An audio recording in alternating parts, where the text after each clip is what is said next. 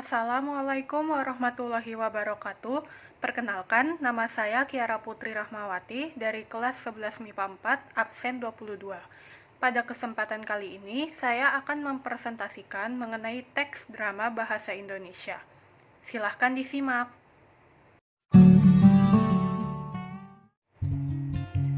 Teks drama. Apa sih teks drama itu? Pengertian dari teks drama adalah suatu teks cerita yang dipentaskan di atas panggung, biasa disebut teater, ataupun tidak dipentaskan di atas panggung seperti drama radio, televisi, dan film. Drama secara luas dapat diartikan sebagai bentuk karya sastra yang isinya menyangkut kehidupan yang disajikan atau ditampilkan dalam bentuk gerak. Drama membutuhkan komunikasi, situasi, dan tindakan yang berkualitas tinggi. Kualitas dapat dilihat secara keseluruhan dan bagaimana konflik atau masalah muncul dalam drama. Berbeda dengan karya sastra lainnya, drama mempertimbangkan banyak hal berkaitan dengan penyajiannya di atas panggung. Penulis naskah drama menyusun cerita sedemikian rupa agar penonton dapat memahami alur dengan jelas. Struktur mempermudah kita memahami bagian-bagian dalam teks drama. Pengertian drama menurut para ahli. Yang pertama ada Moulton. Moulton mengatakan drama adalah kisah hidup digambarkan dalam bentuk gerak atau disajikan langsung dalam tindakan. Menurut Balthazar Valhagen, drama adalah seni yang menggambarkan alam dan sifat manusia dalam gerakan. Selanjutnya, menurut Budianka DKK 2002, drama adalah genre sastra yang menunjukkan penampilan fisik secara lisan setiap percakapan atau dialog antara pemimpin di sana. Menurut tim Matrix Media Literata, drama adalah bentuk narasi yang menggambarkan kehidupan dan alam manusia melalui perilaku akting yang dipentaskan. Menurut Anne Civardi, drama adalah sebuah kisah yang diceritakan melalui kata-kata dan gerakan. Terakhir, menurut KBBI, drama adalah cerita atau kisah terutama yang melibatkan konflik atau emosi yang khusus disusun untuk pertunjukan teater. Tujuan teks drama. Tujuan dibuatnya teks drama adalah dimaksudkan sebagai sebuah karya sastra yang dirancang sedemikian rupa untuk dipentaskan di atas panggung oleh para aktor. Teks drama juga bertujuan sebagai landasan untuk para aktor dalam bersandiwara, sehingga dapat menampilkan sebuah drama yang baik tanpa kesalahan serta dapat menyenangkan hati para penonton yang melihat pertunjukan. Ciri-ciri teks drama. Yang pertama, memuat dialog atau percakapan yang dapat dibawakan oleh pemeran atau lakon drama. Kedua, mengandung cerita, kisah, atau narasi yang disampaikan melalui dialog atau percakapan antara tokohnya. Ketiga, semua dialog tidak menggunakan tanda petik dua, karena dialog drama bukanlah kalimat langsung. Yang keempat, dalam naskah drama terdapat petunjuk lakuan. Petunjuk itu harus dilakukan oleh pemain atau aktor yang melakonkan naskah tersebut. Petunjuk lakuan itu ditandai oleh dua tanda kurung. Contoh, mengatur ekspresi yang di dalamnya ada marah atau senang, melakukan aksi seperti berlari atau melompat, dan sebagainya. Struktur teks drama. Menurut tim Kemendikbud 2017 halaman 237, struktur teks drama adalah sebagai berikut ini. 1. Prolog adalah kalimat atau kata-kata pembuka, pengantar, maupun latar belakang cerita yang biasanya disampaikan oleh dalang atau tokoh tertentu yang telah diset dalam teks drama. 2. Orientasi merupakan pengenalan dan pengaturan aksi dan tempat yang meliputi pengenalan tokoh, menyatakan situasi dan cerita, hingga permulaan dalam mengajukan konflik yang akan terjadi dalam kisah yang dibawakan dalam drama. 3. Komplikasi atau bagian tengah cerita yang mulai mengembangkan konflik. Pada bagian ini, tokoh utama akan menemukan berbagai rintangan antara ia dan tujuan atau keinginannya, dan kerap kali mengalami berbagai kesalahpahaman dalam perjuangannya untuk menghadapi rintangan tersebut. 4. Resolusi, yaitu penyelesaian dari komplikasi atau berbagai rintangan yang menghalangi tokoh utama.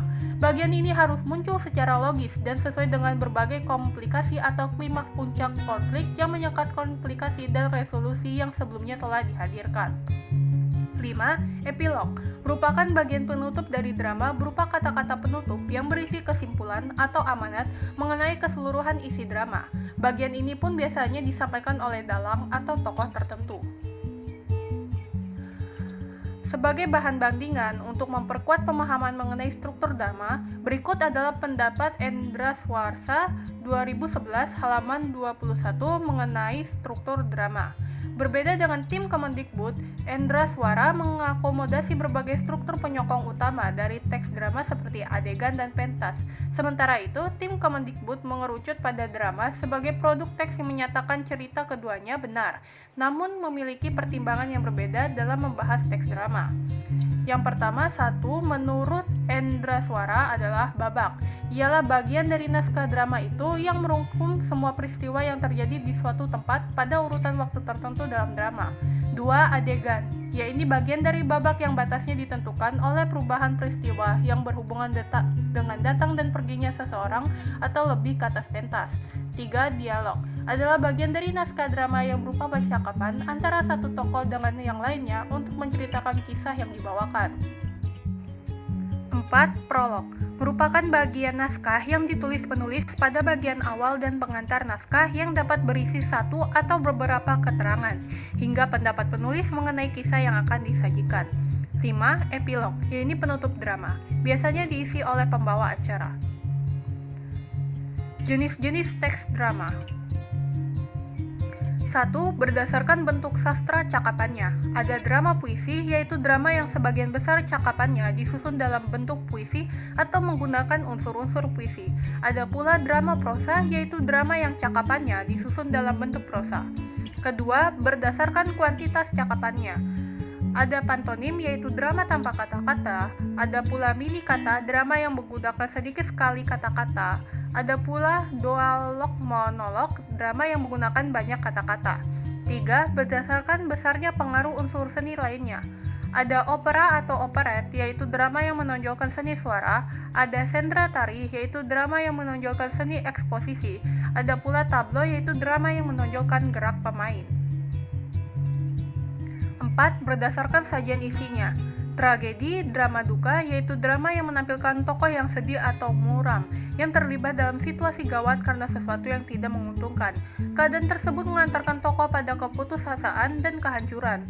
Dapat juga berarti drama serius yang melukiskan tikaian di antara tokoh utama dan kekuatan yang luar biasa yang berakhir dengan malapetaka atau kesedihan.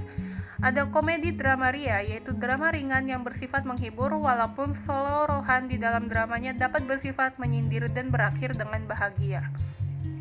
Ada pula tragikomedi atau drama duka ria, yaitu drama yang sebenarnya menggunakan alur duka cita tetapi berakhir dengan kebahagiaan. 5. Bentuk-bentuk lain. Ada drama absurd, yaitu drama yang sengaja mengabaikan atau melanggar konversi alur penokohan tematik. Drama baca, naskah drama yang hanya cocok untuk dibaca, bukan dipentaskan. Ada drama bourgeois, drama yang bertema tentang kehidupan kaum bangsawan yang muncul pada abad ke-18. Drama domestik, drama yang menceritakan kehidupan rakyat biasa. Drama duka, yaitu drama yang khusus menggambarkan kejahatan atau keruntuhan tokoh utama. Drama liturgis, yaitu drama yang pementasannya digabungkan dengan upacara kebaktian gereja di abad pertengahan. Drama satu babak, yaitu lakon yang terdiri dari satu babak, berpusat pada satu tema dengan sejumlah kecil pemeran gaya, latar, serta pengaluran yang ringkas. Drama rakyat, yaitu drama yang timbul dan berkembang sesuai dengan festival rakyat yang ada, terutama di pedesaan. Unsur-unsur teks drama. 1. Tema. Tema merupakan ide pokok atau gagasan utama dalam sebuah cerita drama. Jika sebuah drama tak memiliki tema yang jelas, pementasan drama tidak akan berjalan dengan lancar. Para pemain pun akan kesulitan memerankan karakter yang diminta. Tema juga berfungsi untuk membantu para penonton memahami dan menangkap maksud dan tujuan pementasan tersebut. 2. Alur. Alur adalah jalan cerita dari sebuah pertunjukan drama sejak narasi awal hingga akhir drama yang berperan menciptakan permasalahan, konflik, klimaks, dan penyelesaian permasalahan. Adanya alur dalam drama akan membuat drama menjadi lebih menarik. 3. Tokoh. Tokoh atau pelaku drama terdiri dari tokoh utama dan tokoh pembantu. Agar pementasan drama lebih menarik, tokoh harus memiliki watak yang menonjol. Dengan adanya unsur-unsur drama satu ini, penonton akan lebih mudah menghayati dan memahami drama yang dipentaskan. 4. Watak. Watak adalah perilaku yang dimiliki oleh tokoh drama. Dalam drama, beberapa watak biasanya yang muncul yaitu protagonis dan antagonis. 5. Latar. Latar adalah gambaran tempat, waktu, dan situasi peristiwa dalam cerita drama, dan latar akan disesuaikan dengan kondisi suasana saat cerita berlangsung, sehingga penonton bisa lebih memahami kapan, di mana, serta suasana dalam drama. 6. Amanat. Amanat adalah pesan yang ingin disampaikan pengarang kepada penonton. Biasanya amanat atau pesan ini disampaikan tersirat ataupun tersurat dalam dialog tokoh utama. 7. Dialog. Dalam drama, dialog harus turut menunjang gerak laku tokohnya dan dialog yang diucapkan di atas pentas lebih tajam dan tertib daripada ujaran sehari-hari. Kaidah kebahasaan teks drama. Kaidah atau ciri kebahasaan teks drama yang paling kuat adalah di dalamnya hampir semua berupa dialog atau tuturan langsung para tokohnya, sehingga kalimat-kalimat yang tersaji di dalamnya hampir semuanya berupa dialog atau tuturan langsung para tokohnya. Karena drama banyak menggunakan tuturan langsung, maka sebagaimana halnya percakapan sehari-hari, dialog dalam teks drama seringkali menggunakan kosakata percakapan seperti oh, ya, aduh, sih, dong. Selain itu, menurut tim Kemendikbud 2017 halaman 264, teks drama memiliki ciri-ciri kebahasaan sebagai berikut. 1. Banyak menggunakan kata-kata yang menyatakan urutan waktu atau konjungsi kronologis seperti sebelum, sekarang, setelah itu, mula-mula, kemudian. 2.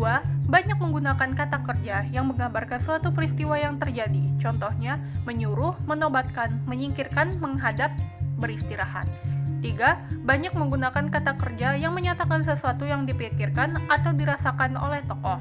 Contohnya, merasakan, menginginkan, mengharapkan, mendapatkan, dan mengalami. 4. Mengungkapkan kata-kata sifat atau descriptive language untuk menggambarkan tokoh, tempat, atau suasana seperti misalnya rapi, bersih, baik, gagah, dan kuat. Manfaat teks drama. Dalam menulis teks drama, dapat meningkatkan rasa percaya diri seseorang dalam menciptakan alur dan berpikiran terbuka dalam membuat naskah cerita. Kemudian, bisa juga dengan menulis teks drama, seseorang bisa mengasah daya imajinasinya dan melatih kreativitas yang dimiliki. Dalam sebuah pendidikan, menulis teks drama dapat digunakan sebagai sarana pokok edukasi yang baik dan menyenangkan bagi para murid. Teks drama digunakan para aktor sebagai pedoman untuk memainkan peran tokoh mereka sehingga tidak keluar karakter atau menimbulkan keganjilan saat bersandiwara. Teks drama juga digunakan sebagai patokan dalam pertunjukan mengenai adegan-adegan yang akan dimainkan dan menyesuaikan dengan jadwal yang ada. Kesimpulan. Drama dimaksudkan sebagai karya sastra yang dirancang untuk dipentaskan di panggung oleh para aktor di pentas. Sedangkan teater adalah istilah lain untuk drama dalam pengertian yang lebih luas, termasuk pentas, penonton, dan tempat lakon untuk dipentaskan. Di samping itu, salah satu unsur penting dalam drama adalah dialog dan gerak. Lewat dialoglah konflik emosi, pemikiran, dan karakter hidup dan kehidupan manusia terhidang di panggung. Dengan demikian, hakikat drama sebenarnya adalah gambaran konflik kehidupan manusia di panggung lewat gerak. Contoh teks drama. Judul drama Misa dan Permata Ratu Salju. Tema fantasi, alur, maju.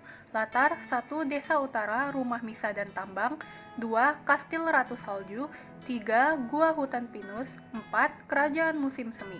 Tokoh 1. Misa, 2. Sam, 3. Bibi Diana, 4. Paman Roger, 5. Ratu Salju, 6. Serigala Perak, 7. Pencuri Bersaudara, Ingal dan Irgal, 8. Raja Ruah, 9. Kesatria Aldo.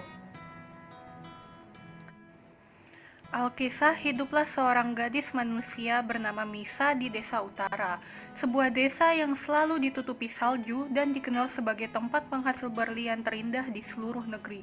Pagi itu, ketika Misa mengira hari-harinya akan berjalan seperti biasanya, kondisi bibinya yang memburuk secara tiba-tiba membuatnya harus membuat keputusan yang tidak disangka-sangka untuk menemui Ratu Salju sang penguasa utara. Misa, 1 telur, 2 telur, ada 5 buah, bagus, ini akan cukup untuk makan malam besok. Mengambil beberapa telur di kandang ayam.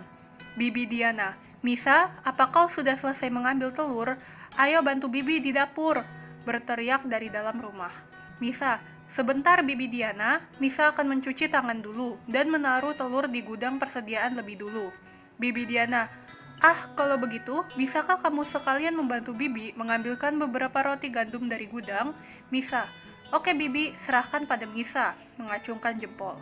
Selang beberapa lama, Misa berlari-lari kecil dari halaman belakang rumahnya ke gudang persediaan makanan yang terletak di samping rumah mumilnya dan Bibi Diana. Ia mencuci tangan di ember kayu yang terdekat dan masuk ke dalam bangunan. Di sana, Misa menaruh telur-telur ayam ke kotak kayu dan mengisi keranjang rotan yang ia bawa dengan beberapa roti gandum pesanan Bibi Diana. Misa selanjutnya masuk melalui pintu belakang rumah dan sampai di dapur dengan cepat untuk membantu Bibi Diana menyiapkan sarapan. Misa, Bibi, rotinya Misa sudah taruh di atas meja, menunjuk ke meja makan. Bibi Diana, terima kasih Misa, sekarang tolong kamu aduk sup labu yang baru Bibi baru buat, dan sehabis itu taruh di tempat makan ya, menyerahkan pengaduk. Misa, siap Bi, melihat ke arah Bibi Diana dengan khawatir. Tapi apa Bibi yakin tidak apa-apa? Setelah sempat terjebak di badai salju bersama Paman Roger 2 hari lalu, kondisi Bibi sempat menurunkan. Tuh lihat, sekarang bahkan tubuh Bibi gemetar kedinginan. Bibi Diana, Aish, kamu ini Misa, cerewet sekali. Bibi sudah sehat kok, kamu tidak usah cemas, mengibaskan tangannya. Misa, tadi saja saat baru menuruni tangga, Bibi sudah mengeluh seperti nenek-nenek. Bibi Diana, ngomong apa kamu? Memicingkan matanya. Misa, tidak, Misa bilang sup labunya baunya harum sekali. Bibi memang pintar masak. Misa mengalihkan pandangannya. Bibi Diana, pasti dong, Bibi Diana gitu loh, tersenyum bangga. Misa, tapi apa Bibi membuatnya tidak kebanyakan? Roti gandum juga padahal kan kita biasanya makan satu saja, masih sering sisa. Dan Bibi juga membuat semur daging ayam. Bibi Diana, oh ini untuk dibagikan ke Paman Roger, tetangga kita satu itu semenjak istrinya meninggal 3 tahun lalu, sering sekali melewatkan jam makannya. Putranya Sam juga sama saja, harus ada yang merawat mereka. Misa, tapi bukannya Paman Roger sedang bekerja di tambang. Rumahnya pasti terkunci. Melihat ke rumah tidak jauh dari mereka. Bibi Diana, karena itu kau yang akan mengantarnya ke tambang berlian. Sekalian saja kita masak untuk warga lain yang bekerja di sana. Misa menghela nafas. Kenapa Bibi terlalu baik pada semua orang sih? Bibi Diana, kamu ini menanyakan hal itu terus-menerus. Ngomong-ngomong, kamu bisa kan melakukannya? Bisa. Bawaannya cukup berat ya, raut wajah diam-diam panik. Bibi Diana, kalau soal itu tenang saja, dia akan membantumu. Sambil mencicipi makanan. Misa, dia? Tiba-tiba, pintu depan rumah terbuka dengan keras dan lebar, sehingga membawa udara luar yang dingin. Seorang remaja berpakaian tebal muncul dengan cepat di dapur dengan wajah ceria namun sukses mengagetkan Misa dan Bibi Diana. Sam, yuhu, Bibi Diana, pria tertampan di seluruh desa sudah datang. Wah, baunya sangat enak nih. Bibi Diana, lepas sepatumu bocah, melempar kentang yang belum dikupas tepat ke wajah Sam. Sam, mengerang kesakitan. Misa, Bibi benar-benar sudah sehat rupanya, bertepuk tangan. Sam, Bibi Diana jahat. Bibi Diana, salahmu sendiri masuk ke rumah orang dengan sepatu masih terpakai. Sam, aku mencium bau makanan dan langsung lari begitu saja, tertawa. Misa, insting hewanmu luar biasa ya. Sam, mulut pedasmu juga masih kelewatan. Lagi pula ini itu insting pemburu tahu, pemburu.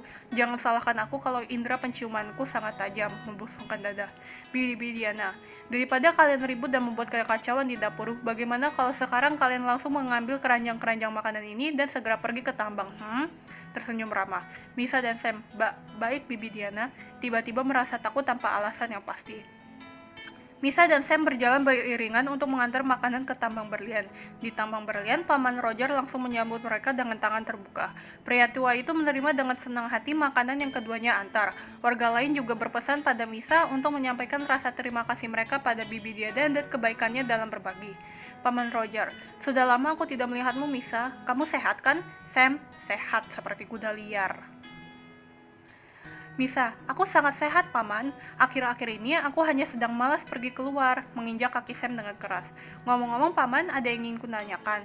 Paman Roger, oh silakan saja, Misa. Misa, ini mengenai Bibi Diana. Aku merasa saat beliau pulang 2 hari yang lalu, dia mendadak sakit. Apa benar ini hanya efek terkena badai salju? Memasang wajah cemas. Paman Roger, apa bibimu menahan nafas? Misa, tenang saja, bibi Diana tidak apa-apa. Dia bahkan cukup sehat untuk melempar kentang ke kepala Sam, menunjuk ke arah Sam. Sam, dari mulutmu benar-benar tidak ada kata-kata manis yang keluar ya, Misa. Bangun Roger. Kau pasti berbuat kurang ajar lagi, Sam. Tapi Misa setelah dipikir-pikir lagi, memang ada yang aneh. Sam, masuk ayah mengenai badai saljunya. Paman Roger, kau tahu sesuatu? Terkejut. Sam, aku kebetulan ada di sekitar bukit sebelah saat itu untuk mengamati rasi bintang. Aku cukup kecewa karena entah dari mana badai salju datang dan membatalkan rencanaku. Tapi sebagai gantinya aku melihat sesuatu yang menarik. Misa, menarik, merasa tertarik. Sam, kalau badai salju datang biasanya dengan hawa lebih dulu, kemudian dari dataran tinggi ke dataran rendah dan berakhir menutupi segalanya kan. Nah, anehnya badai salju itu datang secara tiba-tiba dan aku melihat itu berasal dari kastil Ratu Salju. Mendengar perkataan Sam, bulu kuduk Misa dan Paman Roger berdiri, dan mereka semakin merapat dan mengecilkan volume suara pembicaraan mereka. Misa sesekali melirik ke arah sebuah gunung besar, di mana dari kejauhan terlihat bangunan megah berwarna biru berdiri dan melebur dengan pemandangan salju yang putih. Paman Roger, jangan bicara sembarangan kau Sam, maksudmu badai salju itu perbuatan Ratu Salju? Sam, entahlah, tapi aku melihatnya dengan mata kepalaku sendiri, mengikat bahu. Misa, anggap saja apa yang kau katakan itu benar, tapi mengapa Ratu Salju berbuat demikian? Sam, mungkin dia sedang marah. Aku baru mendapat surat dari temanku yang tinggal di desa sebelah. Katanya, udara menjadi lebih dingin di sana dan salju menjadi lebih tebal. Seolah-olah Ratu Salju tidak memperbolehkan rakyatnya yang keluar dari daerah utara. Akibatnya dia jadi batal pergi ke kerajaan musim semi. Paman Roger, mustahil, sebentar lagi akan digagalkan festival rembulan. Bukankah itu perayaan yang paling membahagiakan bagi sang ratu? Kliennya yang tinggal di bulan akan mengunjunginya, mengingat dia hanya tinggal sendiri di kastil sebesar itu. Misa, aku khawatir, aku merasa ada sesuatu yang buruk akan terjadi, mengepalkan tangan dengan erat. Tiba-tiba seorang warga berlari menuju ke arah mereka dengan tergesa-gesa dan wajah panik. Penduduk A, Misa, segera pulang, ini gawat, nafas tersengal-sengal. Penduduk B, Bibi Diana pingsan, sudah ada dokter di rumahmu, tapi kau harus segera pulang. Misa yang dilanda ketakutan mengikuti warga untuk berlari pulang ke rumahnya. Setengah tidak percaya dengan apa yang didengar dan merasa bersalah karena meninggalkan Bibi Diana di rumah sendirian. Misa juga tidak sadar Sam dan Paman Roger mengikuti di belakangnya. Sesampainya di rumah, ia segera berlari ke dalam kamar dan melihat Bibi Diana berbaring di ranjang tidak sadarkan diri, dan seorang dokter yang berdiri di sampingnya. Misa, apa yang sebenarnya terjadi? Duduk di pinggir ranjang dan menggenggam tangan Bibi Diana. Dokter, saya mampir untuk menyapa bibimu dan berterima kasih atas tanaman herbal yang ia berikan pada saya. Tapi, saya malah menemukan dia pingsan di dapur. Kondisinya sekarang cukup stabil, tapi...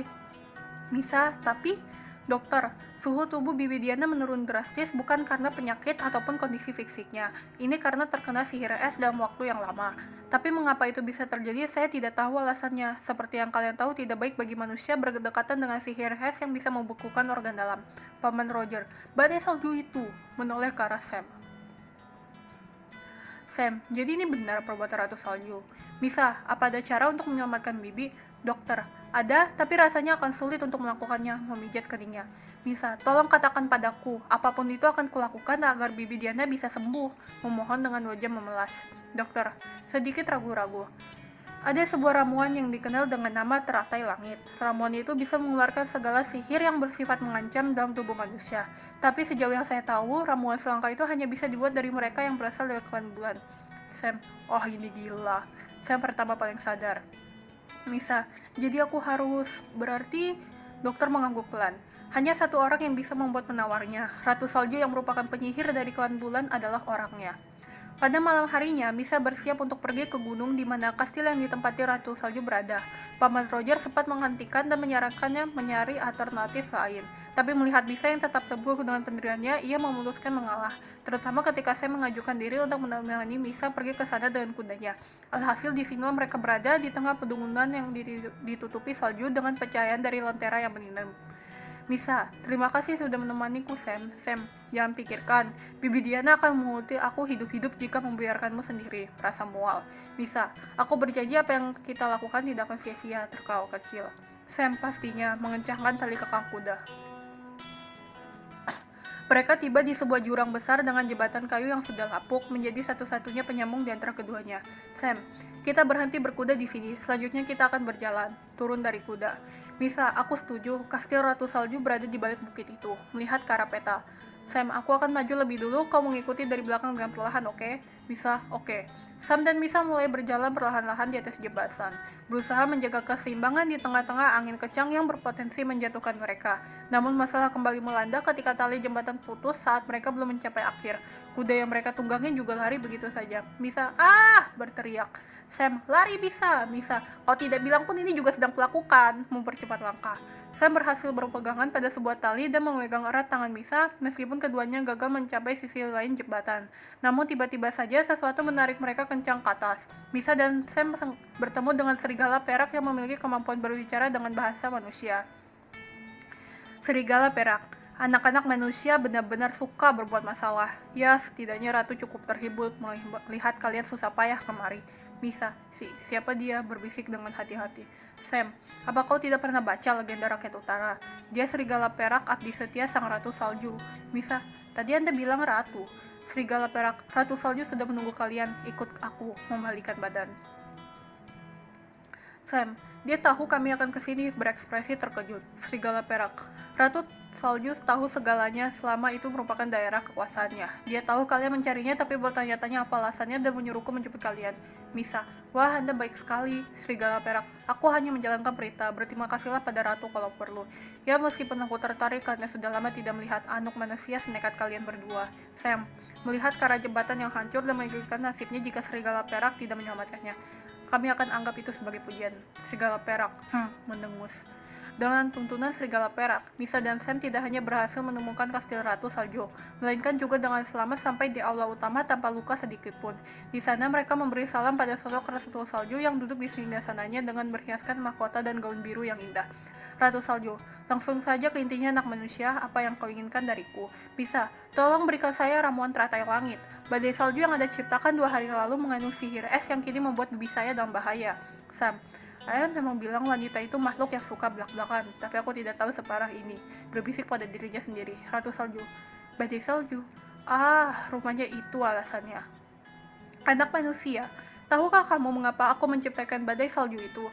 2 pencuri bersaudara bernama Ingal dan Irgal dengan beraninya menyusup ke kastilku saat aku tidak ada 2 hari yang lalu dan mencuri permata safir singgasanaku ini, menunjuk ke atasnya. Sam, pantas dia murka besar. Misa dan Sam melihat dengan jelas cekungan kosong di singgasana tersebut dan memperjelas fakta bahwa sesuatu memanglah hilang, dan apa yang Ratu Salju katakan bukanlah kebohongan. Ratu Salju, aku cukup sibuk untuk mempersiapkan festival rembulan, jadi tidak bisa turun tangan langsung dalam mengejar kedua pencuri itu. Dan sepertinya mereka berhasil lolos dari badai salju ciptaanku. Seperti ini saja, kalian berdua kembalikan permata itu padaku dalam keadaan utuh, dan aku akan memberikan ramuan teratai langit pada kalian. Bagaimana? Misa, tapi kami tidak tahu di mana kedua pencuri itu berada, protesnya.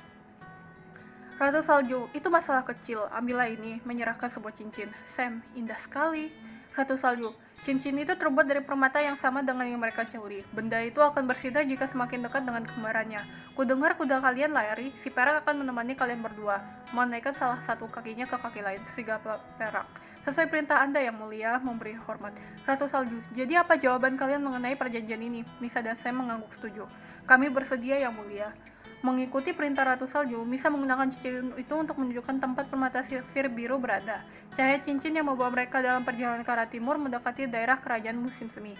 Jarak panjang yang mereka lalui terkesan dikarenakan menunggangi serigala perak. Mereka berhenti tepat di depan sebuah gua yang dipercaya sebagai tempat peristirahatan sementara para pencuri. Sam, setelah dipikir-pikir lagi, ini buruk. Misa, memangnya kenapa? Sam, kau gadis yang bahkan tidak pernah keluar desa, dan aku si pemburu amatiran mau berhadapan dengan Ingal dan Irgal, pencuri lincah yang diburu banyak orang. Lawan tidak sepadan, bersembunyi di balik batu besar. Serigala perak, perkataanmu tidak membantu sama sekali anak manusia. Sam, tapi itu fakta. Bisa, aku juga tahu soal itu. Kita harus memikirkan suatu rencana. Sam, ya tapi apa? Tidak sabar. Misa, berikan aku waktu sebentar untuk berpikir. Perkataan Misa terhenti ketika sebuah anak panah menancap pada dinding batu tepat di sampingnya. Dari dalam gua muncul seorang pria perkasa yang tengah menarik busur panah. Ingal, Irgal, kita kedatangan tamu. Tertawa gila. Sam, mati kita, ayo lari.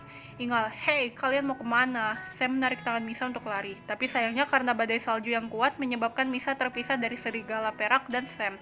Misa, Sam, Serigala perak, kalian di mana? Mengeratkan jaket yang ia kenakan dengan kedua tangannya. Misa menyadari sesuatu. Tunggu dulu, tadi kenapa hanya Ingal yang muncul? Merasakan sebuah sosok berdiri di belakangnya, Misa menoleh berharap bahwa itu Sam. Tapi sayangnya itu adalah pria berbadan kekar lainnya yang mirip dengan Ingal, dan tengah bersiap melayangkan pentungan yang digenggamnya ke arah Misa tanpa belas kasih. Irgal, selamat tidur anak kecil, memukul Misa. Misa, pingsan. Irgal, jika kau kujual pada orang yang tepat, aku akan dibayar mahal. Misa, lepaskan aku, berteriak setelah sadar. Irgal, sayang sekali aku tidak bisa mengabulkannya. Duduk diam dengan manis di sini selama beberapa waktu, selama aku dan saudaraku pergi ke kerajaan musim semi, dan kami akan memperlakukanmu dengan lebih baik. Tapi kalau tidak, mengeluarkan pentungan di usinya. Ingal, hei Irgal, lekas berangkat, keretanya akan segera tiba dan itu kereta terakhir untuk hari ini. Kita tidak boleh terlambat barang satu hari pun. Kita harus tiba sebelum tengah hari atau semuanya akan sia-sia. Irgal, kau sudah membereskan baca satu lagi. Misa, Sam, matanya membelak. Ingat, Ingal, dia jatuh ke jurang. Mendengarnya, Misa merasa ingin mau menangis. Apa semuanya akan berakhir secepat ini? Dia takut Sam benar-benar mati dan ia tidak bisa menyelamatkan Bibi Diana. Irgal, kau dengar itu gadis kecil, jadi sebaiknya kau diam saja. Misa, aku benci kalian berdua. Tapi sekilas saat kedua pencuri bersaudara itu pergi, Misa bisa melihat permata safir biru yang ada di dalam tas Ingal dan terperanjat. Ia juga diam-diam menarik kunci kurungan saat Irgal mendekat tadi. Misa, aku harus kabur terlebih dahulu. Jika mereka berbicara mengenai kereta, pasti ada desa di sekitar sini. Mengeluarkan kuncinya. Sam, Misa, kau di sini. Misa, Sam, astaga Sam, mendongak dengan senang ketika melihat Sam masih utuh. Misa, kukira kau sudah mati. Mereka bilang kau jatuh ke jurang. Sam, si perak menolongku lagi. Dia menunggu di luar berjaga jika kedua pencuri itu kembali lagi. Aku langsung masuk saat mereka bergegas pergi membantu bisa berdiri. Serigala perak, anak manusia ini gawat. Mereka baru saja mengeluarkan altar teleportasi. Aku kehilangan jejak mereka. Masuk ke dalam dengan tergesa-gesa. Serigala perak, Misa, teleportasi itu berarti keretanya sudah berangkat kah? Sam, kereta. Misa, tujuan mereka adalah kerajaan musim semi. Pantas Ingal begitu menyuruh Irgal buru-buru tadi untuk mengajar keberangkatan kereta terakhir itu. Sam, apa tidak ada cara mengejar mereka? Desa terdekat dari sini yang memiliki kereta api berjarak 2 km dari gua ini, dan jika itu kereta api terakhir mereka. Serigala perak, bagaimana dengan kereta pengantar makanan? Kudengar manusia biasa mengoperasikan kereta itu di malam hari untuk menghindari pencurian. Memberi ide. Misa, itu dia. Kalau naik kereta itu, kita pasti bisa mengejar mereka. Pasti ada tujuan melewati kerajaan musim semi. Kembali bersemangat. Serigala perak, kalau begitu tunggu apa lagi? Lekas naik ke punggungku. Misa memiliki nasib yang beruntung. Ketiganya berhasil mengejar kereta api pengangkut bahan pangan yang akan dikirim ke kerajaan musim semi. Kini mereka tengah menjadi penumpang ilegal di salah satu gerbong makanan berisikan jagung, sembari membahas motif pencurian permata safir biru milik Ratu Salju. Sam, hei perak, apa kau dan Ratu Salju tidak merasa aneh? Mengapa kedua pencuri itu tiba-tiba menyusup ke kastil dan mencuri permata singgasana? Maksudku, sebentar lagi akan diadakan festival rembulan. Misa, waktunya terlalu aneh, duduk di tumpukan jerami. Kenapa sekarang? Apa yang menyebabkan mereka semua bertindak nekat? Serigala perak, Ratu tidak berpikiran sempit seperti itu. Baginya wajar saja ada manusia serakah yang macam-macam dengannya. Apa kalian tidak merasa aneh seberapa tenangnya beliau saat kalian menemuinya? Menglibaskan ekor. Sam, memang sih. Misa, salah satu dari mereka yang bernama Ingal bilang mereka harus tiba di kerajaan musim semi sebelum tengah hari atau semuanya akan sia-sia. Tapi aku tidak tahu maksudnya apa. Tiba-tiba Sam bangkit dan menarik dengan paksa selebaran kertas pengumuman yang ada di sampingnya. Sam, kurasa aku tahu mengapa. Baca ini, menunjukkan selebaran tersebut. Serigala perak, Sayembara Raja Ruah. Bukankah ini penguasa kerajaan musim semi? Misa, barang siapa yang berhasil mempersembahkan pada Raja permata terindah di hari peringatan 100 tahun berdirinya kerajaan musim semi akan dikabulkan apapun itu keinginannya. Siapapun bisa berpartisipasi dengan batas waktu penyerahan tepat sebelum tengah hari. Serigala perak, jangan bilang mereka ingin mempersembahkan permata milik ratu demi keserakahan mereka sendiri. Pencuri-pencuri terkutuk, berteriak muka. Sam, tolong tenang dulu perak. Tidak, aku juga tidak bisa tenang. Mereka gila atau apa? Mau penguasa utara dan penguasa timur saling bertarung begitu. Kita bisa mati. Membuang selebaran itu keluar gerbong. Misa, kau juga harus tenang, Sam. Tapi kita memang harus menghentikan mereka apapun caranya. Serigala perak, aku harap kita berhasil mencegah mereka. Kalau tidak, konsekuensinya tidak akan begitu mengenaskan. Keesokan harinya pada jam yang menunjukkan pukul 11 siang, kereta api baru berhenti di stasiun. Misa dan Sam yang menunggangi serigala perak untuk sampai di kota utama kerajaan musim semi berharap mereka tidak terlambat dalam menemukan Ingal dan Irgal. Namun sayangnya sekali ketika mereka berusaha pergi ke istana tempat sayembara diadakan, para kesatria menghalangi jalan mereka. Kesatria A, kalian dilarang masuk, gerbang istana sudah ditutup bagi mereka yang mengikuti sayembara. Misa, tolong izinkan kami masuk, ada yang harus kami lakukan di dalam. Kesatria B, hal itu tidak diperbolehkan, silahkan berbalik dan pergi. Kalau kalian mau, hasilnya akan dipajang di aula kota jam 1 nanti. Sam, kami tidak punya waktu selama itu. Tiba-tiba dari belakang muncul kesatria lain yang menaiki seekor kuda. Sam, Aldo, loh Sam, apa yang kau lakukan di sini sobat? Turun dari kuda dan memeluk Sam. Sam, terlalu banyak yang bisa aku ceritakan. Bisakah kau bujuk dulu teman-temanmu ini untuk membiarkan kami masuk dan mengantar kami ke tempat sayembara? Berbisik. Aldo, bisa saja sih. Oh, kau punya hewan peliharaan yang unik ya. Melambaikan tangan ke serigala perak. Serigala perak menggeram dengan buas. Bisa sabar sedikit dong. Aldo, kalian berdua biarkan mereka masuk. Mereka teman-temanku. Kesatria A dan B baik. Bergerak membuka gerbang. Misa, Sam dan serigala perak berhasil memasuki istana dan memutari taman untuk mencapai tempat sayembara. Misa, siapa dia? Sam, temanku yang kubilang tidak bisa pergi ke kerajaan musim semi karena badai salju. Siapa sangka dia tiba-tiba ada di sini. Kok kira kesatria ini akan dipecat karena berani-beraninya kabur ke desa saat ada yang lengah. Aldo, ada seorang penyihir yang berbaik hati membukakan portal teleportasi untukku. Sam, memangnya bisa dari daerah utara ke daerah timur, malaikat sebelah alisnya dengan terpukau. Aldo, itulah gunanya kalau punya banyak teman, tertawa penuh kemenangan. Kalau portal biasa paling hanya bisa di satu daerah saja. Misa, oh pantas saja Ingal dan Irgal hanya bisa berteleportasi sampai stasiun terdekat. Aldo, Ingal dan Irgal, tunggu, bukankah itu nama kedua pencuri yang belum tertangkap itu? Menoleh. Sam, oh iya, hampir lupa. Aldo, kami butuh bantuanmu lagi. Sementara itu, di tempat sayembara terlihat seorang raja dengan jubah kembagaannya duduk di sebuah singgasana dan bangkit berdiri ketika melihat dua orang yang berjalan ke arahnya dan memberi hormat padanya. Ingal dan Irgal memakai penyamaran dengan rambut palsu, kumis, jenggot, dan pakaian layaknya pedagang biasa. Raja Rua, rakyatku sekalian, mari kita sambut pemenang sayembara kali ini dan berikan tepuk tangan kalian. Berpidato keras. Warga A, kudengar karena mereka sayembara berakhir lebih cepat. Warga B, raja sangat menyukai permata yang mereka bawa. Warga C, aku penasaran seperti apa keindahannya. Raja Yurwa, katakan padaku apa yang kalian berdua inginkan. Ingal, semuanya berjalan dengan baik adikku. Irgal mengangguk setuju. Dengan segala hormat yang mulia, saya dan kakak saya menginginkan 10 upeti emas dan pintu ruangan yang begitu berat terbuka dengan keras. Serigala perak mengaum marah dengan Sam dan Misa yang ada di atasnya. Aldo ada tepat di belakang mereka terlihat juga sangat marah. Misa, Baginda, jangan dengarkan perkataan mereka. Permata safir yang mereka persembahkan pada Anda merupakan barang curian. Menunjuk ke arah Ingal dan Irgal. Sam, itu benar, mereka berdua itu pembohong. Raja Rua, kesatria, apa maksudnya ini? Irgal, ini fitnah yang mulia. Kedua anak itu hanya iri dengan pencapaian kami berdua. Terlihat panik. Ingal, berani-beraninya mereka menciptakan keributan di hari yang sakral bagi kerajaan musim semi. Yang mulia, mohon agar segera menangkap para bedebah itu sekarang juga. Sam, bedebah, kau yang melemparku duluan ke jurang. Bersiap turun dari punggung serigala perak. Misa, yang itu kayaknya tidak berkaitan deh. Aldo, jangan tertipu yang mulia, mereka adalah Ingal dan Irgal, berseru. Ingal, itu bohong. Misa, yang mulia, permata itu adalah milik Ratu Salju. Saya bisa membuktikannya pada yang mulia, mengeluarkan cincin. Cincin itu bersinar sangat terang dan permata safir biru yang tersimpan di sebuah kotak kata juga bersinar dengan indahnya. Mereka menciptakan kepingan-kepingan kristal yang menjadi sebuah lambang dari penguasa utara. Serigala perak, yang mulia, saya bisa menjamin perkataan anak manusia ini. Saya serigala perak, abdi setia Ratu Salju yang ditugaskan untuk membawa permata ini kembali ke tempatnya yang seharusnya. Membungkuk memperkenalkan diri. Raja Rua menatap ke arah Ingal dan Irga. Lancang sekali kalian, beraninya mencoba menipuku. Raja kerajaan musim semi di hari bersejarah ini. Kesatria, tangkap mereka dan jebloskan mereka ke dalam penjara. Ingal, lepaskan, meronta-ronta. Ingal, ampuni kami yang mulia, diseret keluar oleh kesatria.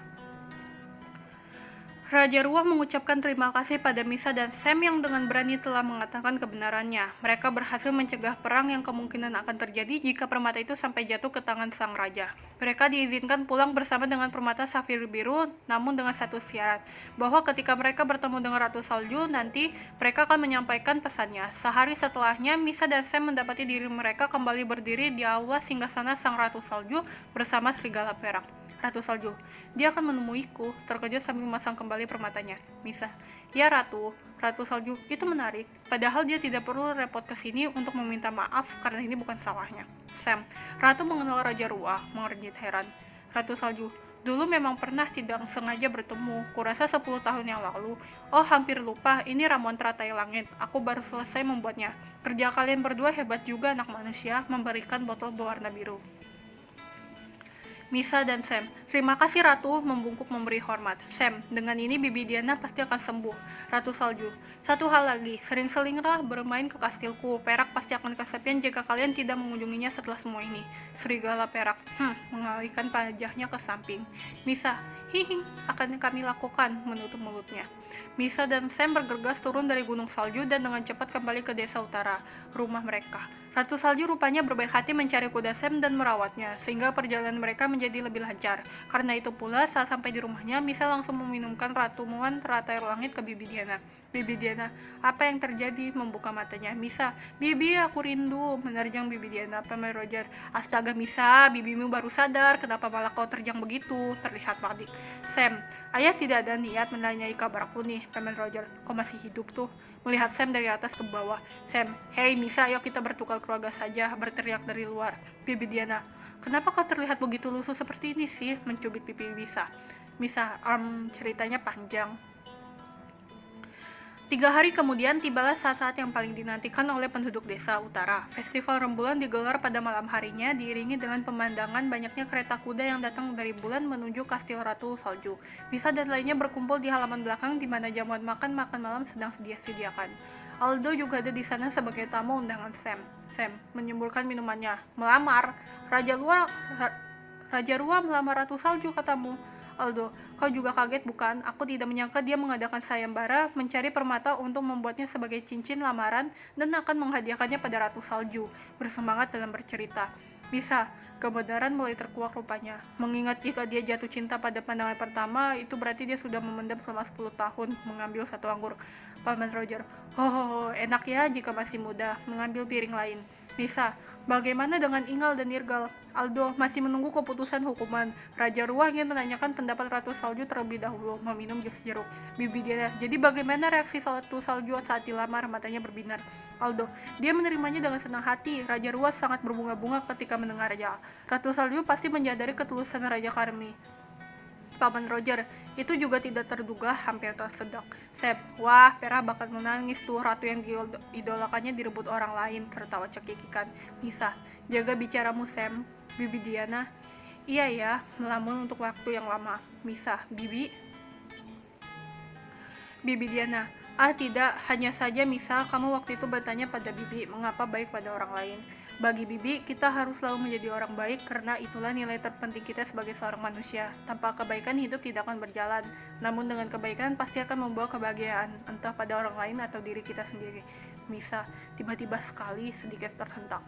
Bibi Diana, Misa, kamu anak baik. Kalau bukan karena kebaikan yang ada di dalam hati kamu, kamu pasti tidak akan berani pergi dari desa demi Bibi. Bibi dengar dari Sam kamu tanpa ragu menemui Ratu Salju. Ratu Salju juga mungkin alasan kenapa Ratu Salju langsung mempercayamu karena kamu itu orang baik, mengelus kepala Bisa. Bibi Diana, meskipun kamu terlalu kelewat berani, Bibi juga sangat berterima kasih padamu. Bayangkan saja jika bukan karena keputusanmu, Bibi mungkin sudah tidak ada, dan perang tidak terelakkan akan terjadi. Ratu Salju dan Raja Ruah juga tidak akan pernah bersatu, dan kita akan menderita. Kebaikan dan keberanian hati manusia itu sangat ajaib ya, tersenyum tulus. Bisa, Bibi juga orang baik. Aku bersyukur bisa memiliki Bibi. Bersandar di bahu Bibi Diana. Bibi Diana, Bibi juga sayang. Festival rembulan berjalan dengan lancar. Semua orang berbahagia dan beberapa bulan berikutnya seluruh penduduk desa utara mendapat undangan pernikahan dari Ratu Salju. Dibantu oleh serigala perak yang mengirimkannya dengan senang hati. Drama Misa dan Permata Ratu Salju. Misa dan Permata Ratu Salju mengajarkan pada kita bahwa kebaikan adalah apa yang membuat manusia menjadi manusia. Artinya, itu merupakan hal yang sangat berharga dan manusiawi serta wajib dipelihara. Kebaikan memang terkesan ringan namun bermakna. Ada kalanya itu menjadi petunjuk penting agar seseorang menemukan kebahagiaan mereka. 3. Keserakahan adalah hal yang buruk dan dapat menarik seseorang ke dalam lubang kesenggaraan dan penyesalan. 4. Mengambil sesuatu yang bukan hak kita adalah tindakan yang tidak terpuji dan harus dilarang, karena dapat merugikan orang lain dan bisa berefek pada diri sendiri pula. Terima kasih, semoga apa yang baru saja saya sampaikan dapat membawa manfaat bagi kita semua. Sekian yang dapat saya sampaikan, mohon maaf apabila ada kesalahan. Wassalamualaikum warahmatullahi wabarakatuh.